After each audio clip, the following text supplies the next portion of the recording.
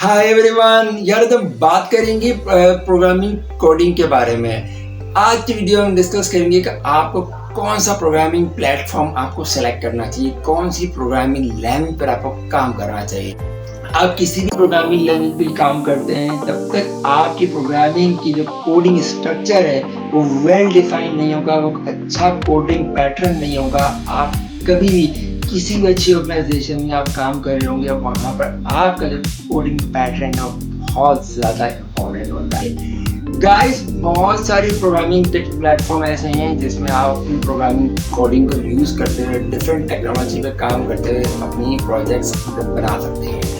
बहुत सारे प्लेटफॉर्म ऐसे हैं जिसमें आप अपनी अच्छी कोडिंग करके डिफरेंट प्रोजेक्ट्स पर डिफरेंट प्लेटफॉर्म पर काम कर सकते हैं। गाइस, बहुत सारी प्रोग्रामिंग ऐसी टेक्नोलॉजीज हैं जिसमें सी शार्प, पाइथन और जावा, बहुत सारी प्रोग्रामिंग लैंग्वेजेस हैं। बट आप कौन से प्रोग्रामिंग लैंग्वेज से ज़्यादा फेमिलियर हैं ये डिपेंड करता है। पाइथन पे काम कर रहे हो, सी शार्प पे काम करें, सी प्लस प्लस पे काम करें, जावा पे काम करें, किसी भी प्रोग्रामिंग लैंग्वेज पर आप सिलेक्ट कर लें।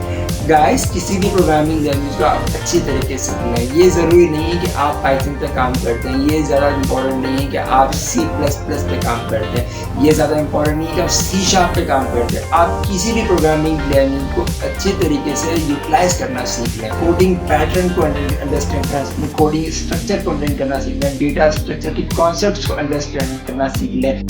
आप किसी भी प्रोग्रामिंग लैंग्वेज पे काम करते हैं तब तक आपकी प्रोग्रामिंग की जो कोडिंग स्ट्रक्चर है वो वेल डिफाइंड नहीं होगा, वो अच्छा कोडिंग पैटर्न नहीं होगा। आप कभी भी किसी भी अच्छी ऑर्गेनाइजेशन में आप काम कर रहे होंगे, वहाँ पर आपका जो कोडिंग पैटर्न है वो बहुत ज़्यादा इम्पोर्टेंट होता है।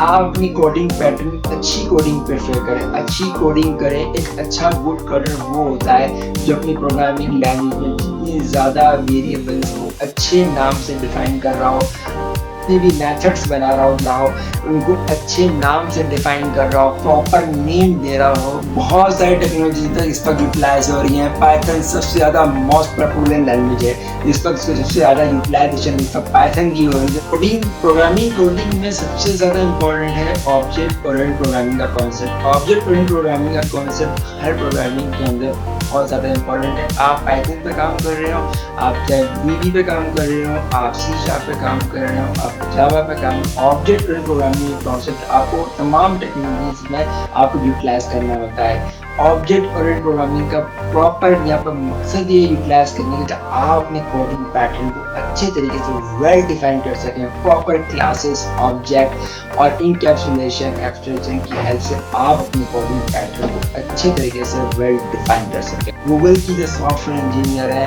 उन्होंने अब इस बारे में उनका क्या कहना है वो भी चल के आपको दिखाते हैं। Any programming language, and that programming language is totally up to you. So I wish someone told me that don't obsess over the language, just start coding. Pick any language. Python, Java, C++ are the three best things, and I would suggest that if you are able to pick up a language within these three things, you're golden. That's all you need. So don't obsess over the language, just start with one coding language and you'll be able to do great. And I wish someone told me that, so I didn't spend so many months wondering which language to start with, because there's no perfect language. Just choose one among these three: Python, C++, and Java, and the rest will come very easily to you. So that is the first mistake. All of that is the same across every language.